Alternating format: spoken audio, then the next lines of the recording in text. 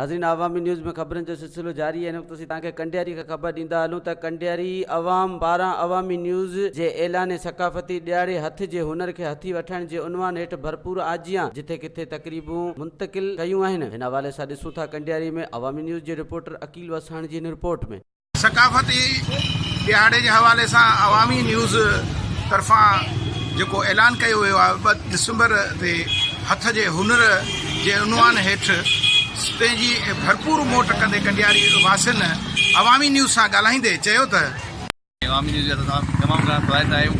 सकाफ़ती जे बारे में असांखे तमामु घणी ख़ुशी आहे ऐं सिंध अमन जी धरती आहे ऐं असांखे तमामु घणी ख़ुशी आहे। ई तीअं हलंदा रहनि, अलाह ताईं सभु ख़ुशि रखे, सिंधियुनि खे अमन परस्त रहे। असांजी सिंध असांजी धरती तमामु ख़ुशी जी ॻाल्हि। 2 दिसंबर ते अवामी न्यूज़ पारां सकाफ़ती दिहाड़े जे मौक़े ते हथ जे हुनर बाबति कयल भी असां आजिया कयूं था। ॾाढो सुठो सोण आहे।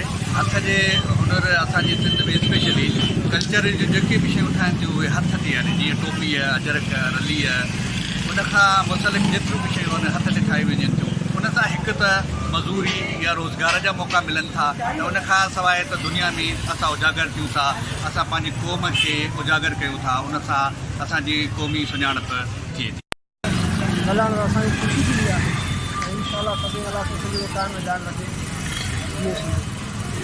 न्यूज़ के वेलकम कयूं था तो अड़ा सुठा प्रोग्राम कंडियारी में कन पिया।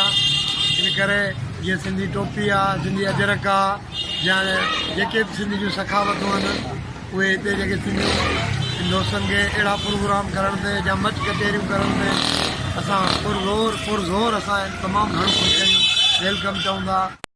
भलीकार कयूं था अवामी न्यूज़ जे हिन स्लोगन खे, जिन जेको आहे सो सिंधी दस्तकारी जेका आहे उनखे हथी वठण जे लाइ एतिरो बहितरीनु जेको आहे असांखे स्लोगन ॾिनो, जंहिंमें हथ जा हुनर असां वटि इहे वाडको आहे, कुंभर आहिनि जेके दिला ठाहींदा आहिनि, या रली आहे, या इन खां अलावा ॿिया जेके आहिनि सर या काने जे ज़रिए जेके कुर्तियूं ठाही वेंदियूं आहिनि, या जेके असां वटि हिते छॼ ठहंदा आहिनि, या वरी असां वटि हिते सिंधी जेके टोपियूं आहिनि ऐं अजरक जेका आहे उनजी नवानशी कई वेंदी आहे।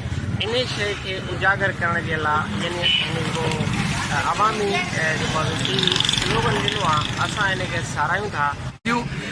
अवामी न्यूज़ जे ऐलानियल इन दिहाड़े के सकाफ़ती दिहाड़े के भलीकार था कयूं।